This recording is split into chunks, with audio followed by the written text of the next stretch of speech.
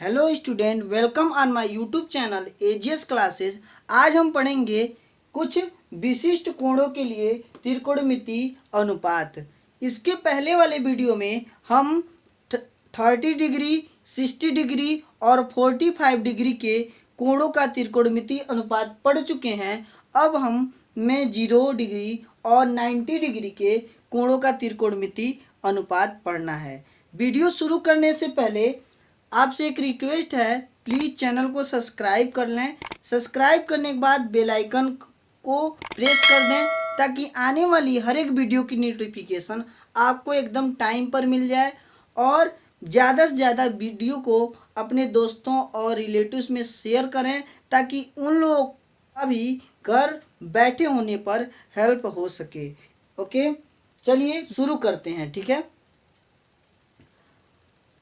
अब हम स्टार्ट करेंगे 0 डिग्री कोण से। ठीक है, मान लिया समकोण त्रिभुज एबीसी में कोण ए को जैसे जैसे छोटा करते हैं वैसे वैसे बीसी घटता है। यानी कि कोण ए को जैसे जैसे छोटा करेंगे और बीसी का जो मान है वह घटता चला जाएगा। क्लियर है? जैसे जैसे कोण ए को छोटा करेंगे बीसी का मान जो होगा वह घटता चला जाएगा। क्लियर है? अब हम देखते हैं कि कोण ए 0 के क्या हो जाता है, अत्यधिक निकट हो जाता है।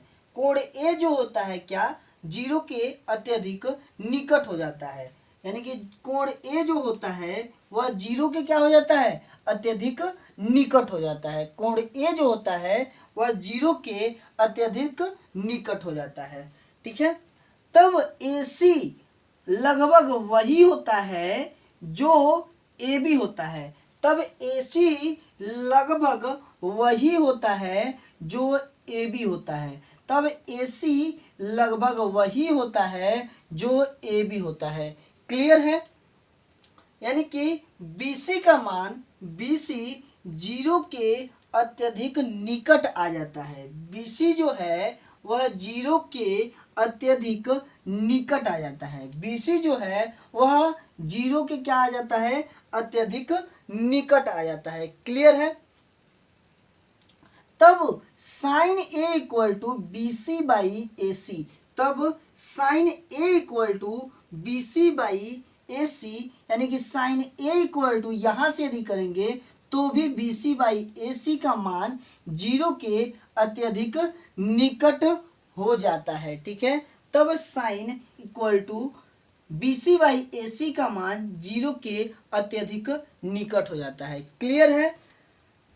तब कोण ए जो होगा, तब कोण ए यहाँ पर जो होगा वह भी क्या हो जाएगा, हमारा 0 हो जाएगा। यानी कॉस, यदि यहाँ से हम कॉस लेंगे तो cos A equal to AB by AC, यानी कि जो AB का मान होगा वही AC का मान होगा।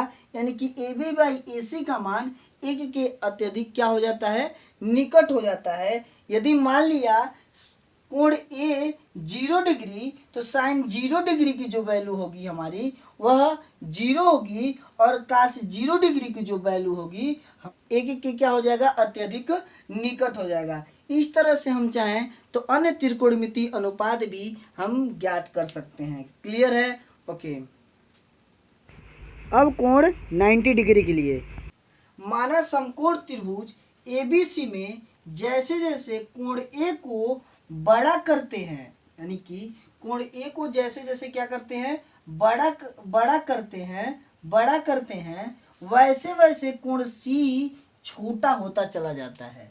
यानी कि जैसे जैसे कोण A को हम क्या करते हैं, बड़ा करते हैं, कोण C जो होता है वह वैसे वैसे छोटा होता चला जाता है। क्लियर है? वैसे वैसे कोण C क्या होता है, छोटा होता चला जाता है। क्लियर है ना? अब AB की लंबाई घटती चली जाती है।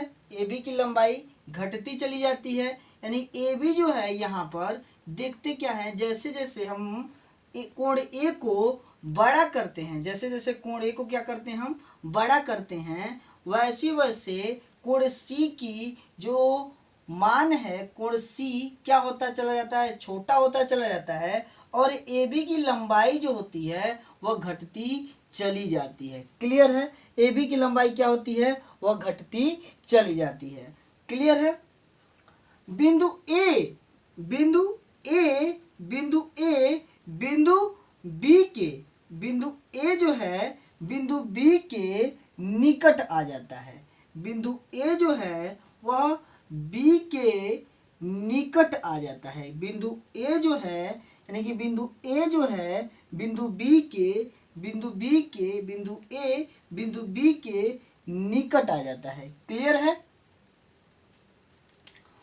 जब कोण ए यानी कि जब कोण ए 90 डिग्री के निकट होता है, जब कोण ए 90 डिग्री के निकट होता है, जब कोण ए 90 डिग्री के निकट होता है, जब कोण ए 90 डिग्री के निकट होता है तो कोण सी का मान 0 के निकट होता है। तो कोण सी का मान 0 के निकट होता है। जब कोण ए का मान 90 डिग्री के निकट होता है तो कोण सी का मान 0 के निकट होता है।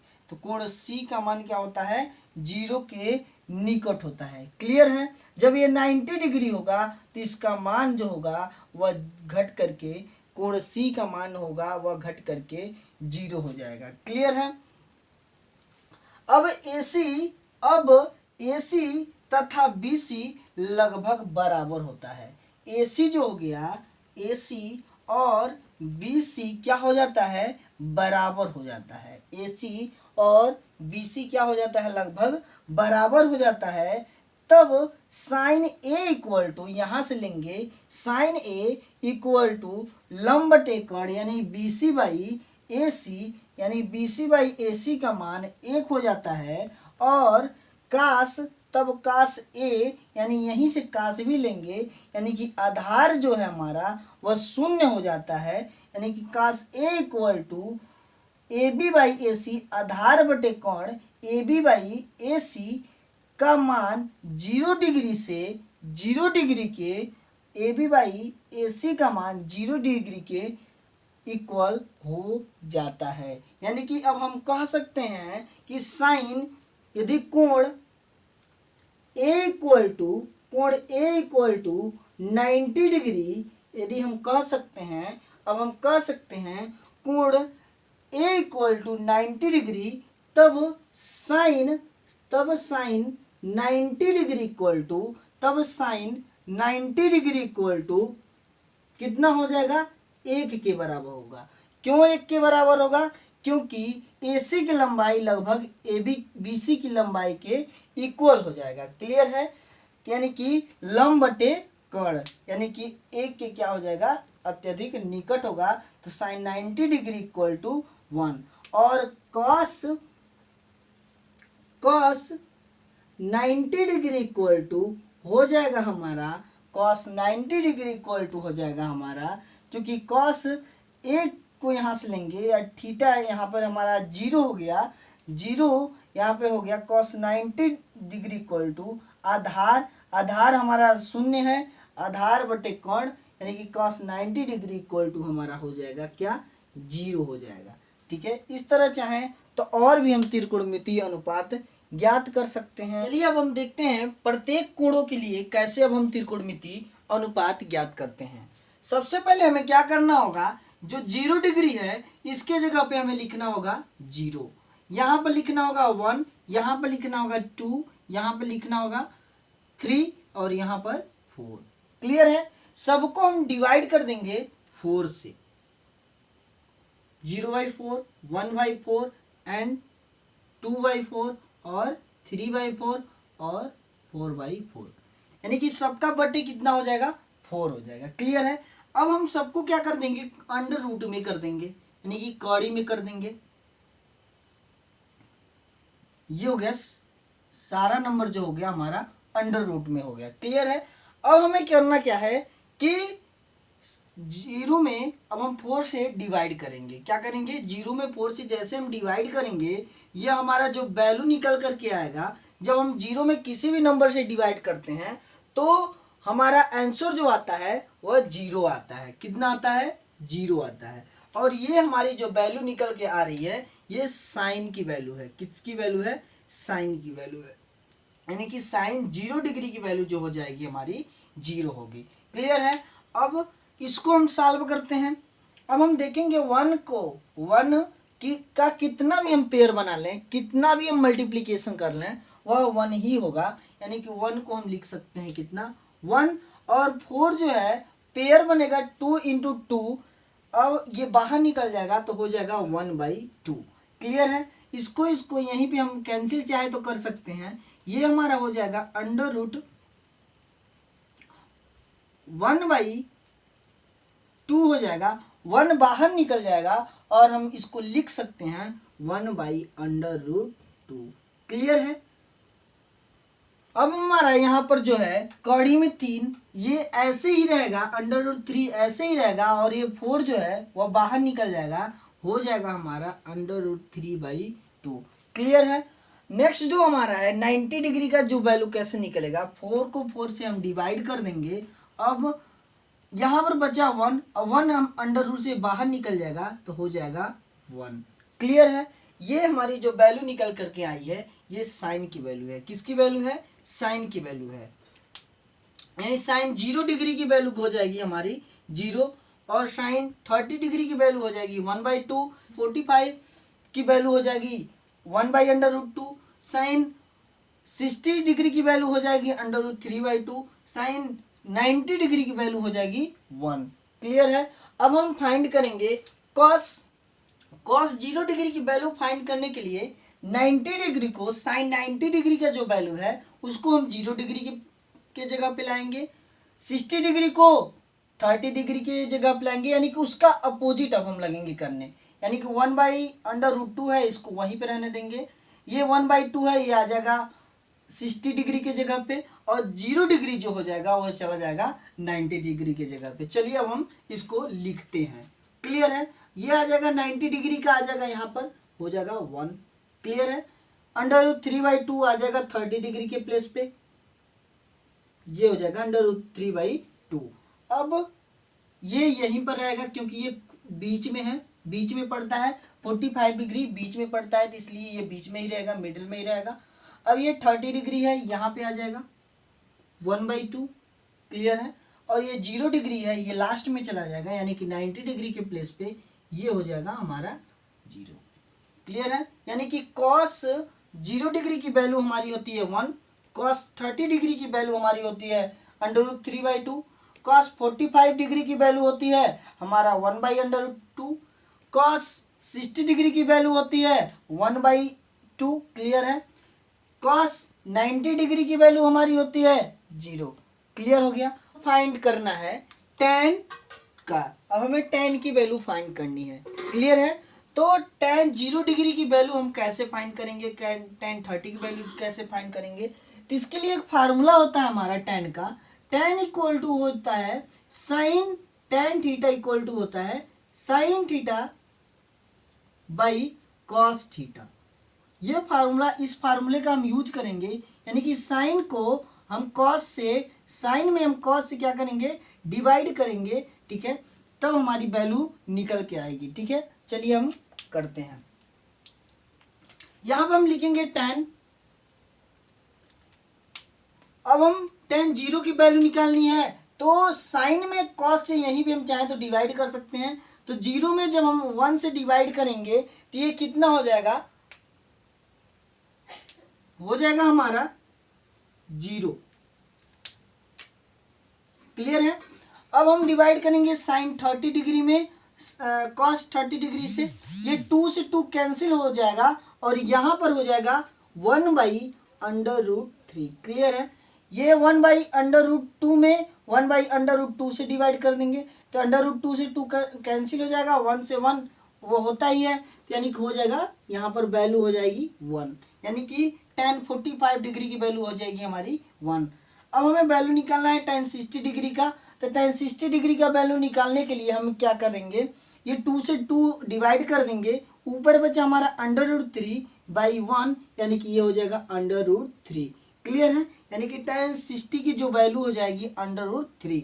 अब हम क्या करेंगे, tan 90 डिग्री की वैल्यू निकालना है, तो इसके लिए क्या करना है, 1 में 0 से जब डिवाइड करेंगे तो ये परिभाषित नहीं है, इसको हम लिख सकते हैं ये इनफाइनाइट, हम इसको लिख सकते हैं इनफाइनाइट। क्लियर है, ये इनफाइनाइट का सिंबल है। क्लियर है।